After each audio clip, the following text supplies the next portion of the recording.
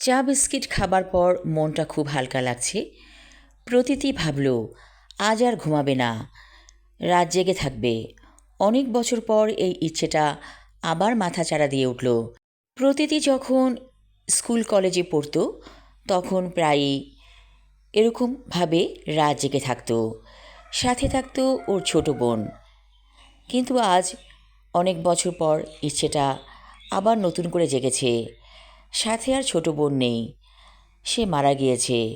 ছোট বোনের মৃত্যুটা মেনে নিতে অনেক কষ্ট হয়েছিল ওদের পরিবারের, কিন্তু মেনে তো নিতেই হবে। বোনটা হঠাৎ একদিন রক্তবমি করে মরেই গেল। কেন রক্তবমি করেছিল, কী কারণে, এই রহস্য আজও অজানা। ওর ছোট বোন লিপি আর প্রতীতি দুজন মিলে চা বিস্কিট খেত। তাহলে কি লিপির আত্মা এসেছিল রাতের অন্ধকারে বারান্দায়?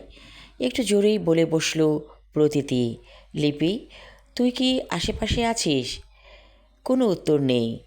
মনটা খারাপ হয়ে গেল প্রতীতির। কে উত্তর দিবে? লিপি মরে গিয়েছে সেই কবে, আজ কত বছর পেরিয়ে গিয়েছে। মনে হয় এই তো সেদিন। না, আর ভালো লাগছে না। লিপির কথাটা মনে হতেই বুকটা হাহাকার করে উঠল প্রতীতির। চোখ ভিজে গেল পানিতে। আমি আমার লেখা ছোট গল্প ৭৯ নম্বর গুলি পর্ব ২ পড়লাম। পরবর্তী অংশ থাকবে আগামী পর্বে। ধন্যবাদ।